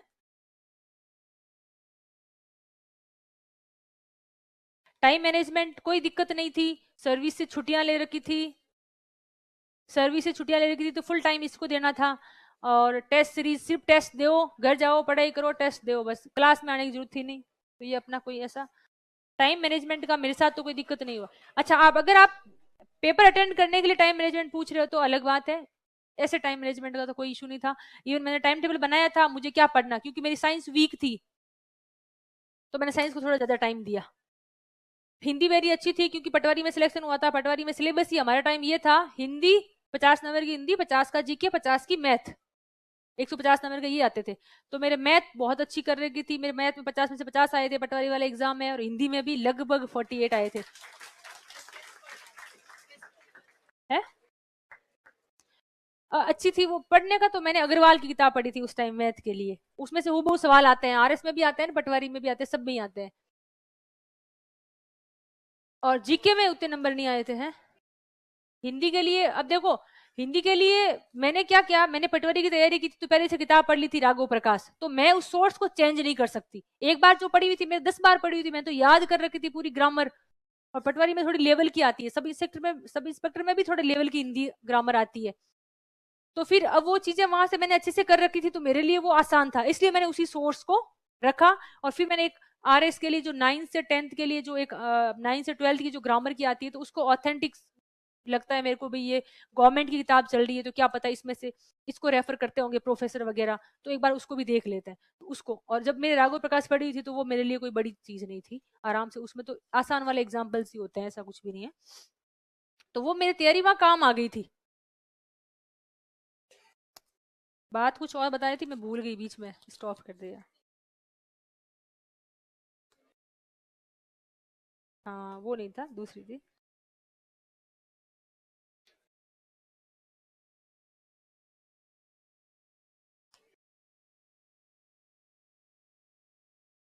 एक इन्होंने अच्छा क्वेश्चन पूछा है कि हम क्वेश्चन समझ नहीं पाते, कैसे करें।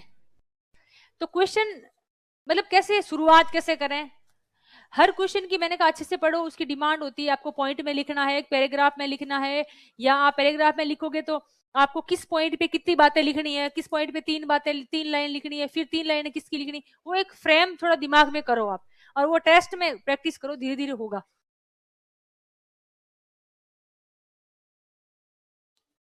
फिर भी पढ़ते ही थे, हिंदी अच्छी थी, फिर भी रोज हिंदी इंग्लिश को, क्योंकि मैंने कहा ना ये सब्जेक्ट ही ऐसा है, इसको रिवीजन करना पड़ता है, हिंदी ग्रामर इंग्लिश ग्रामर रोज नहीं पढ़ते हो ना, तो आप भूल भी जाते हो, कितना ही पढ़ा हुआ हो भले, वापिस पढ़ना पड़ता है।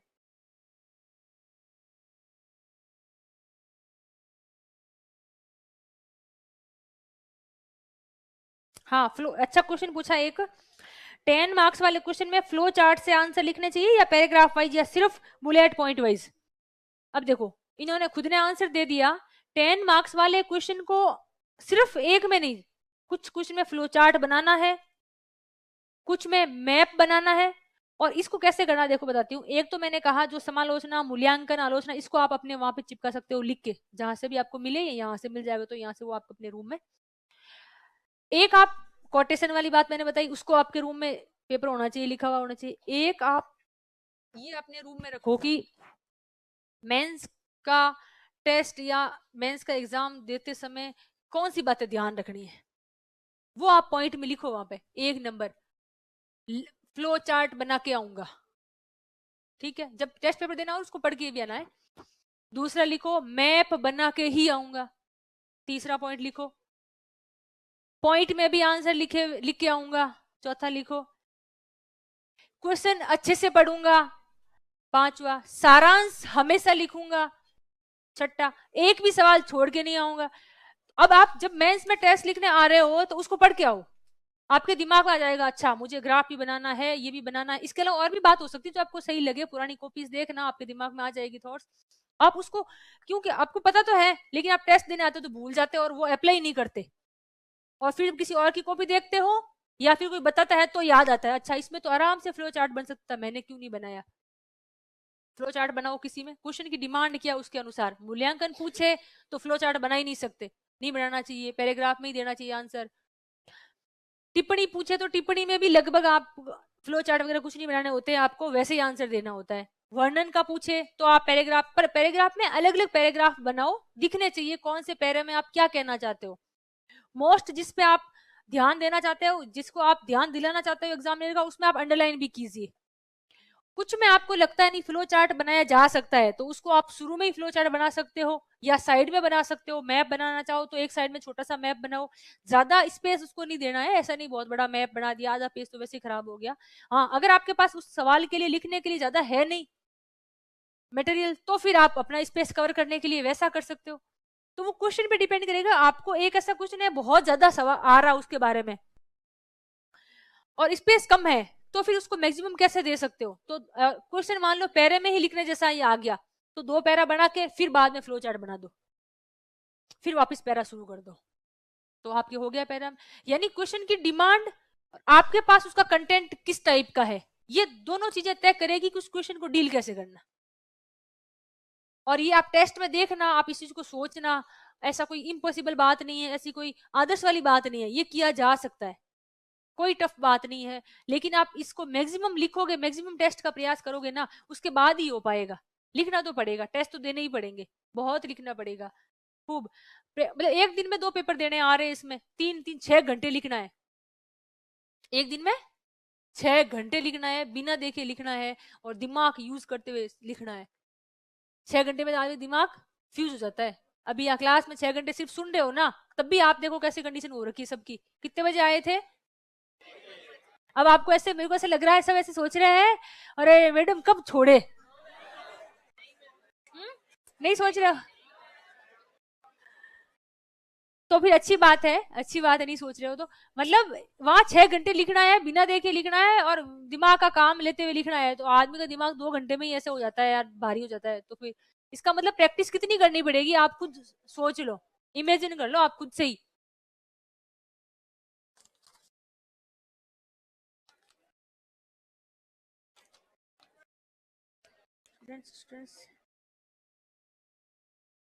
मैंने बता दिया, एनसीईआरटी बता दी आपको।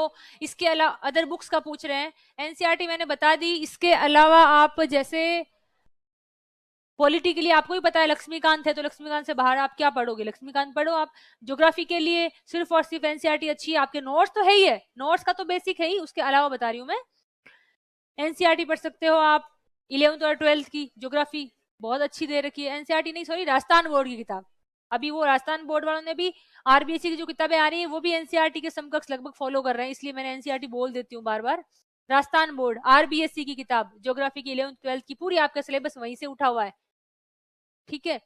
पॉलिटिकल लक्ष्मीकांत हो गया। इसके अलावा जिस इसमें आरबीएससी किताबें निकालती है ना, उसमें सिर्फ आरबीएससी के अलावा कुछ रेफर मत करना।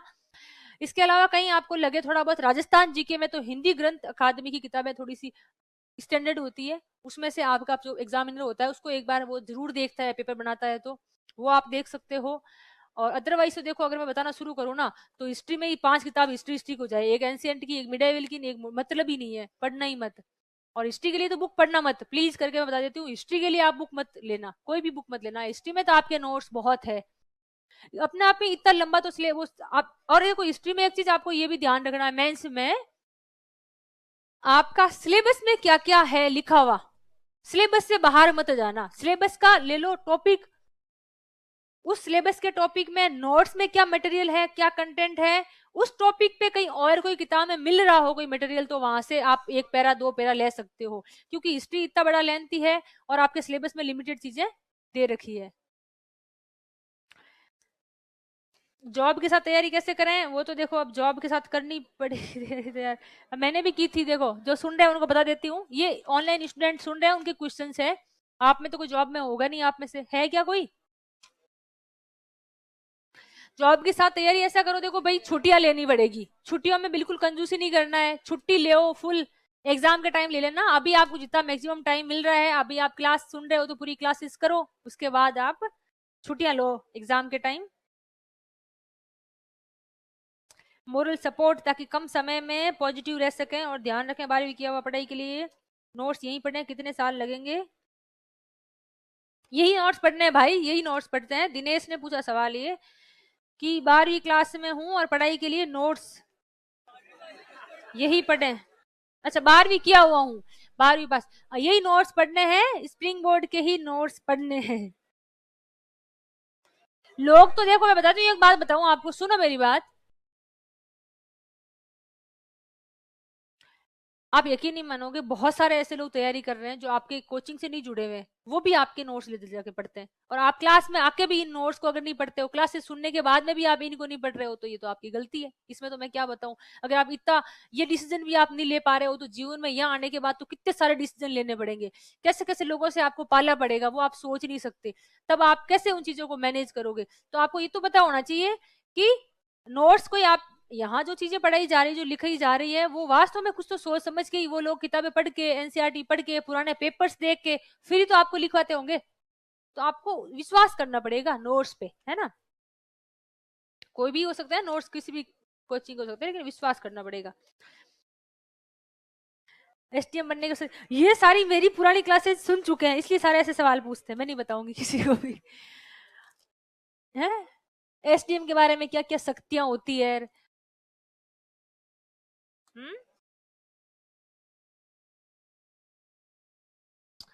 वैसे देखो मैं थोड़ा सा बता दूं आपको, इससे मोटिवेशन मिल सकता है, तो सुन लेना कि एसटीएम बनने के बाद अच्छी अच्छी बातें बताऊंगी, हो सकता है पर्दे के पीछे बहुत खराब बातें भी हो, वो नहीं बताऊंगी, क्योंकि आप उससे हाँ, तो हमेशा हर क्लास में अच्छी बातें 2-4 होती है, वो बता देती हूँ कि आप फील करो कि अभी आप किस सिचुएशन में हो, वही कि अभी आपसे कोई राम राम नहीं करता, अभी आपको कोई तवज्जो दे के आपको बात को नहीं सुनता, आपकी बात पे कोई गौर नहीं करता, घर वाले भी नहीं करते, और पड़ोसी कोई अगर मास्टर और बन गया कुछ, तब तो आपके बिल्कुल ही गौर नहीं करते कि देख फलाने का लड़का टीचर बन गया चुपचाप, और तू पता नहीं क्या ही कर रहा है, कब भी तेरा होगा, होता है ये धैर्य नहीं होता, अपने तो पढ़ रहे होते, अपने को पता है, लेकिन अब घर वाले थोड़ी इस बात को समझ सकते हैं कि वैकेंसी भी आती है, उसमें टाइम लगता है, चीजें पढ़नी पड़ती है, साल भर तो लगेगा लगेगा। तो अभी आपको कोई नहीं सुन रहा है, अब आप उस सिचुएशन को सोचो, अगर आप एसडीएम बन जाते हो फिर क्या होगा, क्या होगा फिर? आप तो करोगे इसको राम राम, और वो बोलेगा आपको राम राम, अरे भाई मैं तेरे से बात ही नहीं कर रहा हूं, मैं तो इससे बात कर रहा हूं, मतलब जबरदस्ती लोग आपको तवज्जो देंगे। और ये यार आप भी, अपन भी तो इंसान है, मैंने कहा इंसान जहां आ गया वहां सब कुछ अलग होता है, अपन खुद भी ऐसा ही करते हैं, जो सिलेक्शन हो गया वो अगर कुछ बात बताएगा तो आप भी उस बात को सुनोगे, अरे यार इसका मतलब मैडम ने सही बताया होगा, हाँ। तो वही चीज है, एसडीएम बनने के बाद मंत्री विधायक, जिसके अभी आप सिर्फ वोट देने जाते हो तब नाम देखते हो, या फिर वो वोट मांगना आते हैं तब आप दर्शन करते हो, और बनने के बाद आप सोचो, मैं मंत्री विधायक का एग्जाम्पल क्यों ले रही हूँ, मैं इसलिए ले रही हूँ कि वो उनको लोग आपके आसपास वाले सारे उनको वोट करते हैं, यानी वो अपना मत देते हैं, यानी वो उनका रिप्रेजेंटेटिव है, मतलब 1 लाख या 2 लाख लोगों का रिप्रेजेंटेटिव आके आपके सामने झुक रहा, मतलब 2 लाख लोग आपके सामने झुक रहे हैं, वैसे 2 लाख तो आपके सामने नहीं आएंगे कभी, तो इसका मतलब आप कितने पावरफुल हो जाते हैं, आप उस चीज को इमेजिन कर सकते हो, यही है एसडीएम की शक्तियां। और बाकी तो एसडीएम वैसे अगर आप ये तो मतलब थोड़ी सी वैसी बातें हैं, एक कोई किताबी बातें नहीं है। बाकी तो सब डिविजनल मजिस्ट्रेट, मजिस्ट्रेट की पावर होती है वो होती है सीआरपीसी में। ये किताबों वाली बातें बता देती हूँ, लॉ वाली बातें। सीआरपीसी की किताब है, आईपीसी की किताब है, तो सीआरपीसी में ये चीजें होती है। उसमें मजिस्ट्रेट की क्या पावर होती है वो सारी चीजें लिखी हुई है। हाँ बताएं, अब आप कुछ सवाल पूछना चाह हेलो रहे हैं। मैडम, जैसे बायो में मतलब बायो में डायग्राम बनाना जरूरी है, जैसे सर ने तो मना किया था कि एग्जाम में इतना टाइम नहीं मिलता, तो आपने बनाया था या फिर कैसे? हाँ साइंस में तो देखो, बायो में ऐसा है, हमारा एक तरंगों वाला क्वेश्चन आया था, आपने कुछ पढ़ा होगा, फिजिक्स का था। तो उसमें तो ऑब्वियसली नीड थी, हमने बनाया था।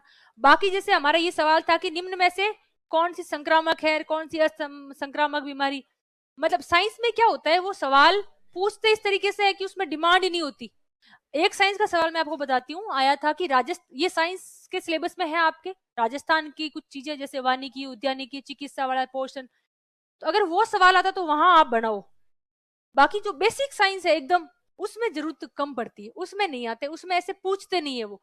टेक्नोलॉजी में सवाल बन सकते हैं जिसमें आप फ्लो चार्ट बनाओ, कारण पूछ लिया या कुछ उसका उपयोग पूछ लिया, उद्देश्य पूछ लिए, वो हो सकता है। ये आपको समझ आ भी गया होगा।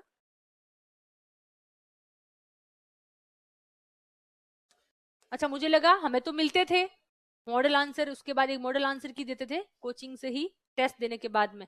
अगर आपको नहीं मिल रहा है तो आप खुद से ही अपने नोट से तैयार करो,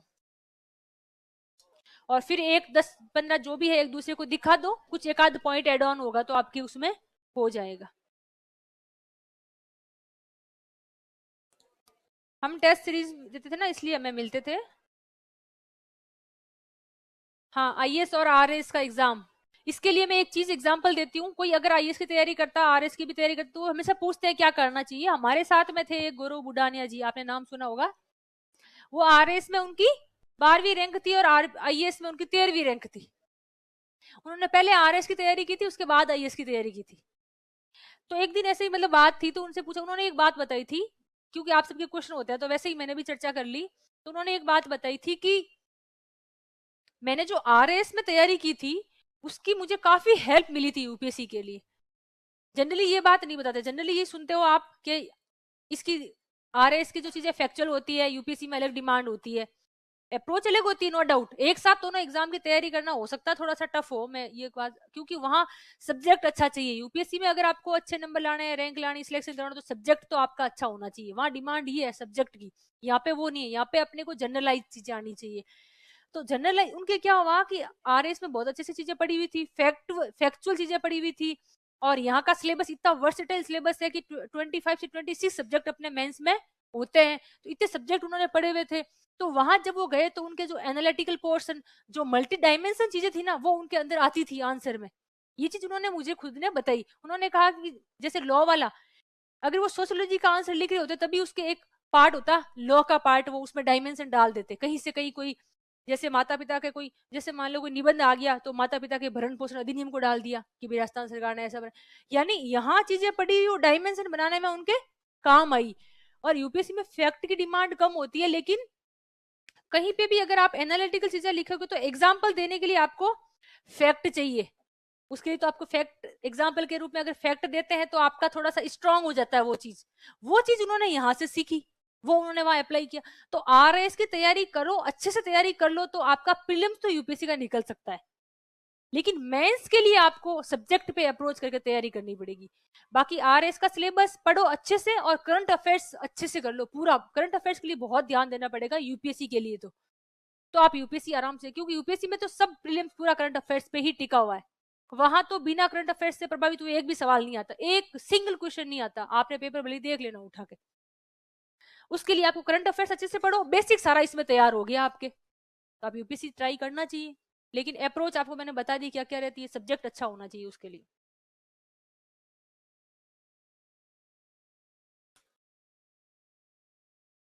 मैथ्स और रीजनिंग के लिए प्रैक्टिस करो, हो रहा है तो बढ़िया है, इजी इजी टॉपिक है उसको कर लो, टफ लग रहा है तो छोड़ भी सकते हो। प्रीलिम्स में आता है, मेंस में तो वैसे ही नहीं आता, तो ऐसा कोई आपको ज्यादा तनाव नहीं लेना।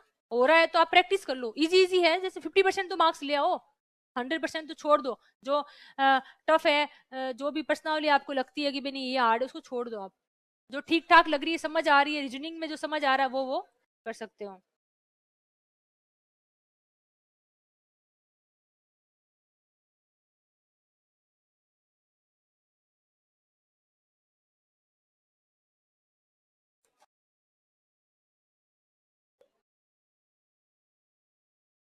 देखो एक बार बताओ, इसने ये लिखा है कि मैं अभी भी 12वीं करके आया हूँ, टाबर हूँ, ये टाबर हो सकता है? तो फल है तो फैक्ट ही गलत लिखा भाई, जिसने भी पूछा है तुम टाबर नहीं हो, ये अपने आप को समझ लो, अभी आप टाबर वाली बुद्धि से बाहर आ जाओ। 12वीं पास कर ली ना, वो अपने आप को टाबर नहीं समझे, क्योंकि सुनो 3 साल बाद अगर आपके 1 साल तो यहाँ निकल जाएगा, अगला 1 साल भी तैयारी वेरी में निकाल दोगे, टेस्ट वेस्ट में कोचिंग में लगभग 1.5 साल 1 साल यहाँ निकल जाता है, और आप 3 साल भी कब निकल जाएंगे पता नहीं चलेगा, आप फाइनल ईयर भी आ जाओगे, तब भी आप तो अगर बच्चे समझोगे अपने आप को तो वो अलग बात है। बाकी आपने ऐसे देखे होंगे जो बहुत सारे हैं जो ग्रेजुएशन करते ही यूपीएससी में टॉप किया है, अगर वो अपने आप को बच्चा ही समझते ना तो आज वो जिले में कलेक्टर बन के बैठे हैं 25 साल की उम्र में, तो कैसे जिला संभालते बताओ, कि मैं तो टाबर ही हूं अभी, तो ऐसा होता नहीं है। 12th पास कर लिया, बहुत मेच्योर हो गए हो, आप बच्चे नहीं रहे हो।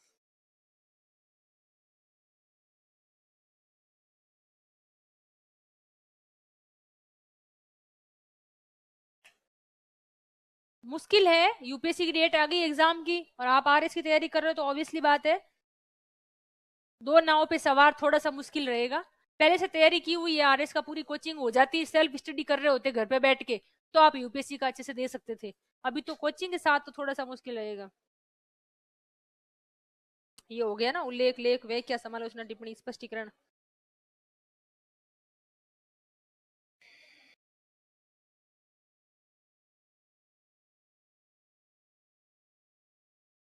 भीड़ में नेगेटिविटी नहीं आनी चाहिए यार, भीड़ में किस बात की अच्छा उनको लगता होगा इतने सारे लोग कंपटीशन की तैयारी कर रहे हैं, नहीं नहीं ऐसा नहीं होना चाहिए, निबंध लिखने विचार नहीं आते, निबंध लिखने पर विचार नहीं आते, ये बात सही है, तो मैंने इसलिए कहा ना प्रैक्टिस कैसे करनी है, पहले निबंध पढ़ना है, पहले विचार पढ़ने हैं, विचार आएंगे कहां से जब आपके दिमाग में है ही नहीं, आपने विचार लिए ही नहीं, तो बाहर कहां से आएगी, इनपुट ही नहीं दिया दिमाग को तो आउटपुट कहां से आएगा, तो अब इनपुट तो दो पहले, फिर निबंध में विचार आएंगे। किसी एक बेरोजगारी पे निबंध उठा के पढ़ो तो सही, 50 विचार उस किताब में लिखे हुए हैं, फिर आप लिखो, इनपुट दो दिमाग को, दिमाग अपने आप आउटपुट देगा, बिना इनपुट के आउटपुट की आप अगर अपेक्षा कर रहे हो तो वो पॉसिबल नहीं है। जो सब्जेक्ट आप पढ़ रहे हो उसको आप कितने अच्छे से याद हो रहा है, कितना अच्छे से आप रिवीजन कर पा रहे हो, घर जाके भूल जाते हो बाद में वो अलग बात है, पर समझ में तो आ रही चीजें, वैसा ही है निबंध में प्रयास करोगे तो निबंध भी आ जाएगा। हो गया?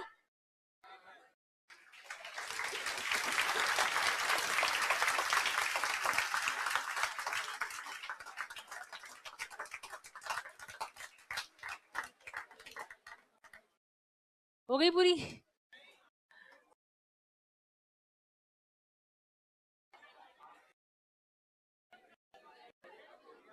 चलो ठीक है फिर, ओके, ऑल द बेस्ट।